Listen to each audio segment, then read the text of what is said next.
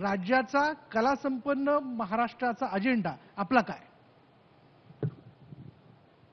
राज्याचा वारसा अतिशय मोठा आहे आणि एका शब्दात सांगायचं असेल तर धनानी शरीराचं समाधान होऊ शकतं, पण साहित्य व कलेनी मनाचं समाधान प्राप्त होतं. वाह, क्या बात आहे. आणि हाच विचार घेऊन या क्षेत्रामध्ये आम्ही अनेक निर्णय करतो आहे आणि त्या निर्णयाच्या माध्यमातून माझा विश्वास आहे की प्रगत महाराष्ट्र हा फक्त धनसंपन्न नसेल तर हा गुणसंपन्नही असेल. आणि त्या दृष्टीने आमच्या राज्यामध्ये असणारी एकूण साहित्य संपदा ही योग्य पद्धतीने पुढे नेण्याच्या दृष्टीने माझ्या विभागामध्ये मी काम करतोय. मग राज्यगीतापासून तर छत्रपती शिवाजी महाराजांचे वाघनक आणण्यापर्यंत, 75 नाट्यगृह बांधण्याचा संकल्प करण्यापासून अमृत महोत्सवाच्या विविध कार्यक्रमापर्यंत, साहित्यिक कलाकार यांना एक चांगलं पोर्टल प्राप्त व्हावं या दृष्टीनेही आम्ही मोठं काम करतोय. आणि मला विश्वास आहे की माझ्या महाराष्ट्राची ही सांस्कृतिक संपदा ही देशाला नव्हे जगाला आनंद देणारी शक्ती या आमच्या साहित्य संपदेमध्ये आहे. भाऊ, आपण 75 नाट्यगृहांची घोषणा केलेली आहे. सगळ्या कलावंतांच्या मनातला प्रश्न आहे. असं खरं तर म्हणू नये, पण जसं मुंबईच्या वाहतूक खोळंब्यावरती ट्रॅफिक जामवरती बोलण्यासारखं उरलेलं नाही, तसं नाट्यगृहांची अवस्था या विषयाला घेऊन वारंवार कलावंत बोलतायत, ट्विट करतायत. पण भाऊ, ही 75 नाट्यगृह घोषित केल्यानंतर बांधून कधी होणार? असं आहे की कोणतीही गोष्ट बांधून पूर्ण व्हायला तर उशीर लागतो, हे तर काही एका महिन्यात होणार नाही, पण संकल्प तर करावा लागेल. महाराष्ट्रामध्ये आमच्या विभागाचं फक्त एकच नाट्यगृह आहे, रवींद्र नाट्य मंदिर, आणि त्याचंही नूतनीकरणाचं काम सुरू झालं आहे. साधारणतः आता नवीन नूतनीकरण झाल्यानंतरचं रवींद्र नाट्य मंदिर हे एक अत्याधुनिक रंगमंदिर असणार आहे. बाकी सारी नाट्यमंदिरं, साधारणतः एकूण 83 नाट्यमंदिर महाराष्ट्रात आहे. या नाट्यमंदिरापैकी 52-53 हे स्थानिक स्वराज्य संस्थेची आहेत. पण माननीय मुख्यमंत्री महोदयांनी या नाट्यगृहांना सुद्धा नगरविकास विभागाच्या माध्यमातून याचं नूतनीकरण करावं या दृष्टीने सुद्धा सकारात्मक पाऊल उचलण्याचा निर्णय केला. आत्ता असणारी नाट्यगृह आमच्या विभागात येत नाही, पण नाट्यगृह हवीच. त्याशिवाय नवोदित कलाकारांना स्थान प्राप्त होणार नाही. पण हे करत असतानाही आम्ही दुसरा निर्णय केला. अनेकदा याचं भाडं इतकं जास्त असतं. मागे कोविड कालावधीमध्ये मी स्वतः आयुक्त मुंबईशी बोलून 5,000 रुपये फक्त घ्यावे असा निर्णय केला.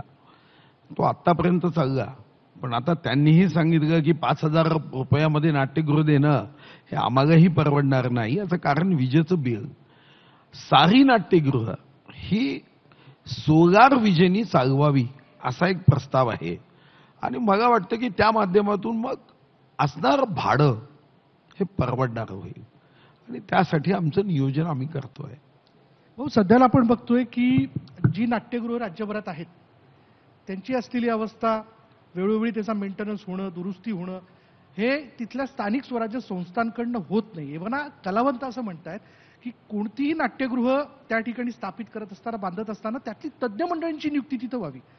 भाऊ, मेंटेनन्स आणि ऑपरेशन हे ऑटो मोडवरती सुरू राहावं या दृष्टीने आपला विभाग काही धोरणात्मक निर्णय घेणार आहे का?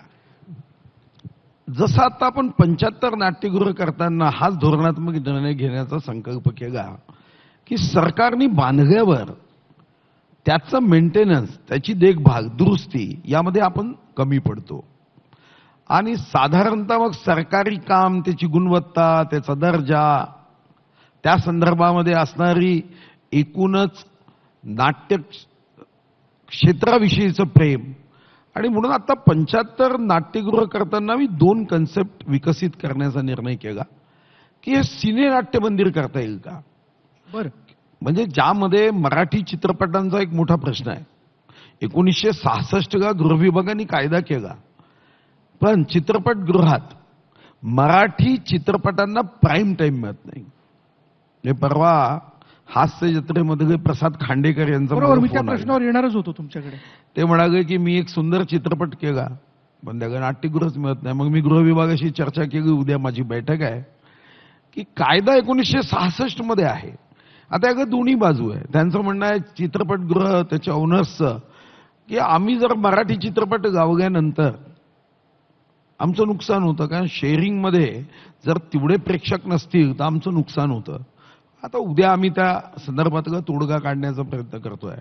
मग आम्ही असा विचार केला की जर सरकारनीच पीपीपी मॉडेलमध्ये आम्ही व्हायबिलिटी गॅप फंड द्यायची आणि यामध्ये मेंटेनन्स करणारा एक अतिशय अल्प दरात त्यांनी मराठी चित्रपटांनाही ते नाट्य चित्रमंदिर उपलब्ध करावं, नाटकांनाही मिळावं.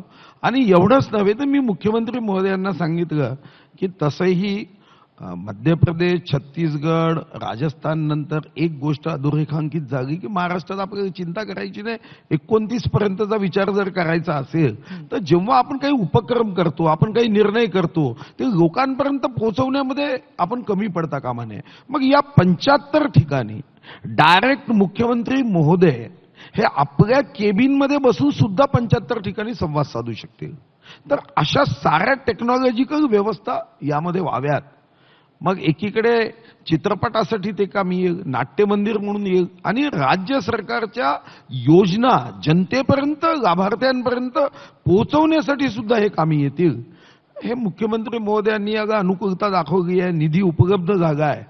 आम्ही आता वेगाने याकडे पुढे चाललो की व्हायबिलिटी गॅप फंड आम्ही द्यायची. नाही, आपण भाऊंच्या या निर्णयावरती जोरदार टाळ्या वाजूयात. मला असं वाटतं हा निर्णय अंमलबजावणी स्वरूपात, मूर्त स्वरूपात लवकर दिसू दे. पण भाऊ, सध्या परिस्थिती आपण असं बघतोय की निर्मात्याला त्याच्या चित्रपटाकरता स्लॉट मिळवण्यासाठी झोळी घेऊन फिरण्याची वेळ आलेली आहे. दक्षिणेत बघा एक कडवटपणा दिसून येतो. आपला चित्रपट तो लागला पाहिजे, त्याच्या वेळा या ठराविक पद्धतीने बाहेरची जर त्या भाषेतले चित्रपट येतात तर त्याला प्राधान्य हे नंतरचं असतं. आपल्याकडे आपण आपल्या भाषेतल्या चित्रपटांसाठी वेळ आरक्षित ठेवू शकतो का? मी आता जसं सांगितलं की आपण मराठी चित्रपटांना उभं राहावं म्हणून अनुदान देतो. मी आल्यानंतर जेवढ्या 4-5 वर्षाचे प्रलंबित केसेस होत्या सर्व काढल्या. मी 15 दिवसापूर्वी 29 कोटी 85 लक्ष वाटलेत 89 चित्रपटांचे. प्रश्न असा आहे की आपल्याला, मी एकदा महेश मांजरेकरांशी याबद्दल चर्चा केली तर ते मला काय म्हणाले की आम्हालाच आमचा दर्जा सुधारावा लागेल. अशा पद्धतीने सरकारने फक्त थिएटर आम्हाला उपलब्ध करून दिले म्हणून प्रेक्षक येईल का? हे नाही. खरं तर देशामध्ये जेव्हा जीएसटी लागला तेव्हा मी तर काही सांस्कृतिक कार्यमंत्री नव्हतो, तरीही महाराष्ट्र एकमात्र राज्य आहे की वित्तमंत्री म्हणून जीएसटी आल्यानंतर मी महाराष्ट्राचा एंटरटेनमेंट टॅक्स हा 100% माफ केला, मुक्त केला. आता जेव्हा लोक येतात मला म्हणतात की बिहार ने टॅक्स में हमको एक्झम्पशन दिया है, कारण बिहारमध्ये जीएसटी ही आहे, एंटरटेनमेंट टॅक्स आहे. तामिळनाड एंटरटेनमेंट टॅक्स आहे, जीएसटी आहे. महाराष्ट्र हे राज्य असं आहे की जिथं मनोरंजन कर नाही. आणि हा जेव्हा प्रस्ताव मंत्रिमंडळात आला तेव्हा याला मी विरोध केला की मनोरंजन कर गाऊ नका. पण एक गोष्ट लक्षात घेतली पाहिजे की आपण या क्षेत्राला प्रोत्साहन देऊ शकतो. प्रेक्षक आणण्यासाठी मात्र चित्रपट दिग्दर्शकालाच काम करावं लागेल. नागनाथ मंजुळेचा चित्रपट यांना थिएटर मागायची आवश्यकताच पडली नाही. किंवा स्वर्गीय दादा गोंडके यांचे चित्रपट 50-50 आठवडे, 75-75 आठवडे चाललेत. अशीच पद्धत कर्नाटकमध्ये कन्नड भाषेत होती. पण कन्नड भाषेमध्ये तुम्हाला आश्चर्य वाटेल की एक कन्नड भाषेचा चित्रपट नंतर जो डब झाला 800 कोटी रुपये खर्च केले. तर महेश मांजरेकरांचं याबद्दलचं मत तेच होतं. मग आता प्रश्न आला की या संदर्भात एखादा निर्माता किंवा एखाद्याकडे एक चांगली स्टोरी आहे, एक दिग्दर्शक आहे, उत्तम दिग्दर्शन करतो, पैशाचा अभाव आहे, बँका कर्ज देत नाही, आणि म्हणून आम्ही एक समिती केली. त्याच्यामध्ये प्रसाद ओक आहेत, जोशी आहे, आणि आम्ही एक विचार करतोय, हा बेसिक आहे, अजून नक्की झाला नाही आहे, की जसं बॉम्बे स्टॉक एक्सचेंज आहे, एखादा उद्योग काढायचा असेल, एखादा MSME असेल तर त्याची इक्विटी लोक घेतात. मग मी मनात विचार केला की मलाही लहानपणी कधीतरी वाटायचं की चित्रपट आपण काढला पाहिजे, पण चित्रपट काढावा असं वाटणं आणि तो काढणं याच्यामध्ये जमीन आसमानाचं अंतर आहे. बरोबर आहे. मग यामध्ये जसं बॉम्बे स्टॉक एक्सचेंज आहे तसा आपण फिल्म स्टॉक एक्सचेंजचा विचार करू शकू का?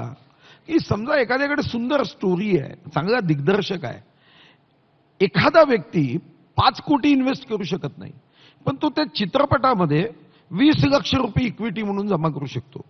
असे 10 लोक आहेत आणि नंतर मग त्यांचं शेअरिंग होऊ शकेल का?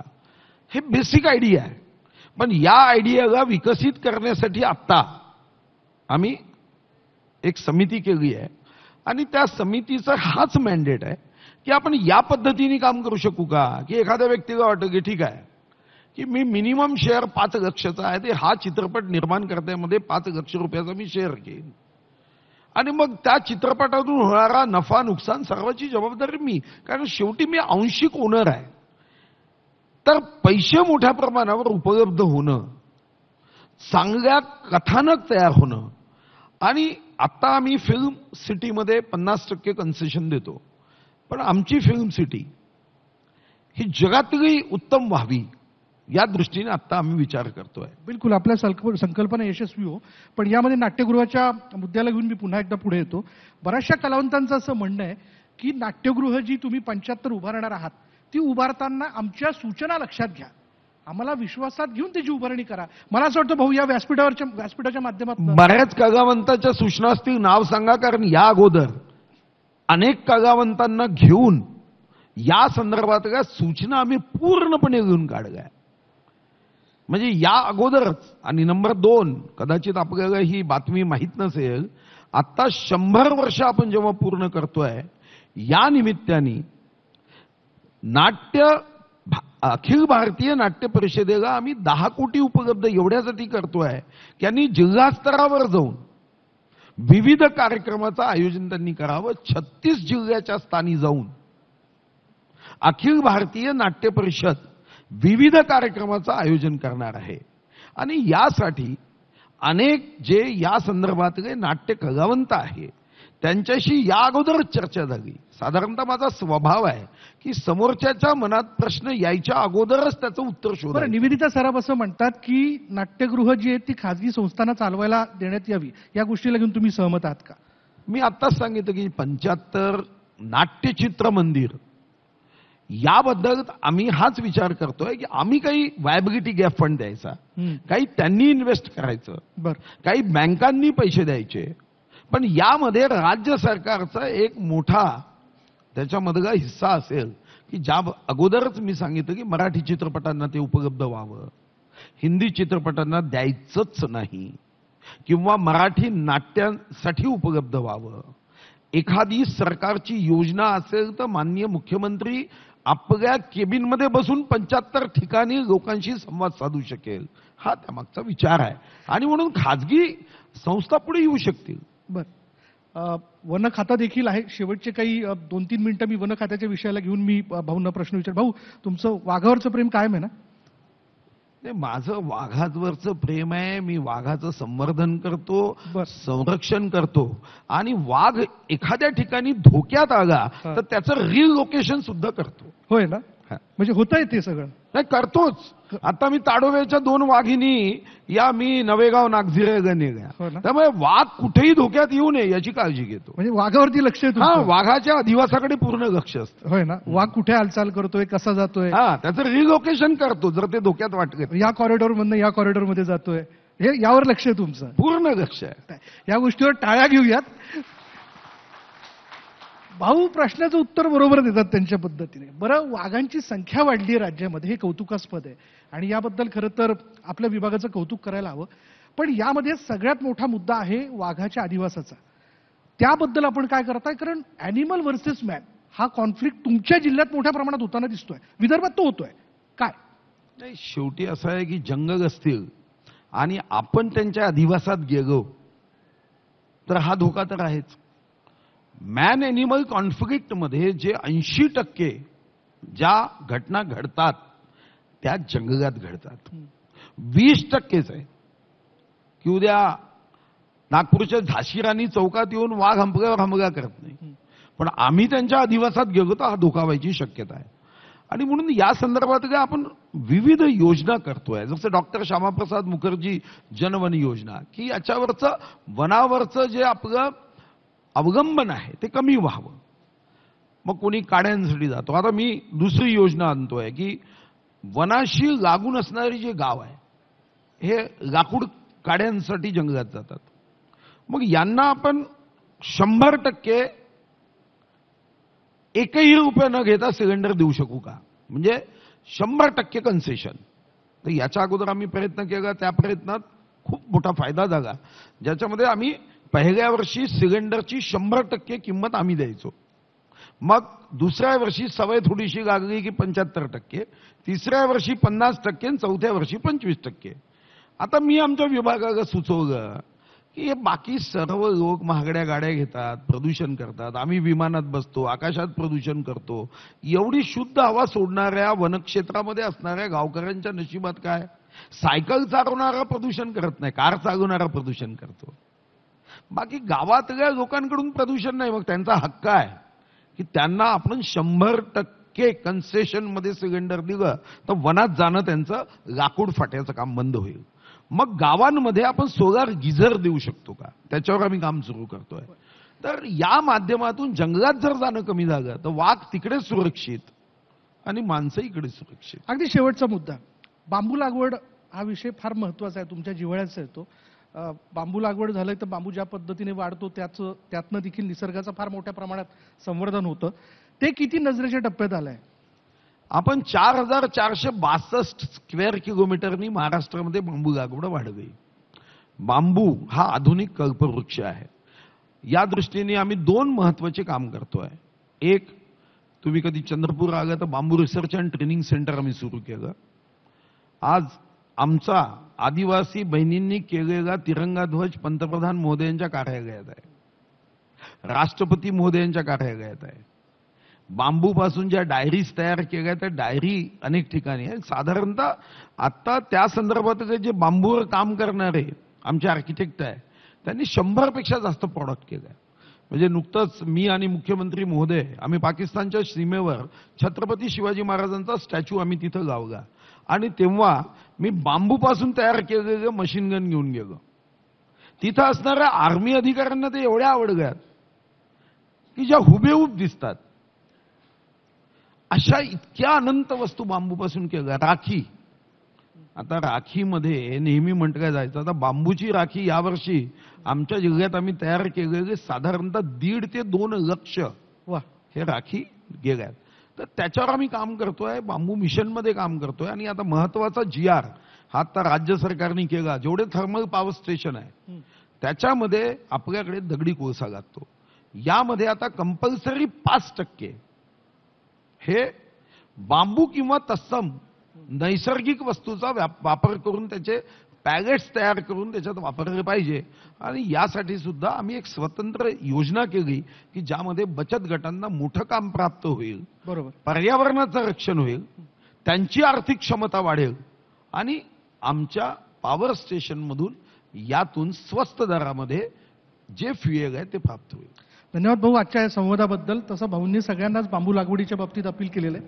अधिवेशन सुरू आहे, विरोधी पक्षाकडून देखील प्रश्न उपस्थित केले जातात, तेव्हा भाऊ प्रेमाने सांगतात की निसर्गाचंही संवर्धन करा, बांबू लागवड करा, असं ते त्यांच्या पद्धतीने देखील त्यांना सांगत असतात. कारण बांबू पुढे जाऊन फार फायदेशीर ठरतो हे सगळ्यांनाच माहिती आहे. त्यामुळे भाऊ, आपण ज्या ज्या गोष्टी या ठिकाणी व्यक्त केल्या राज्यातल्या कलावंतांसाठी, सर्वसामान्य माणसासाठी ते थेट आदिवासी बांधवांपर्यंत त्या अंमलबजावणी स्वरूपात दिसत आहेत, मूर्त स्वरूपात अधिक सशक्तपणे येणाऱ्या कालावधीत दिसू दे. त्याबद्दल आपल्याला शुभेच्छा. धन्यवाद.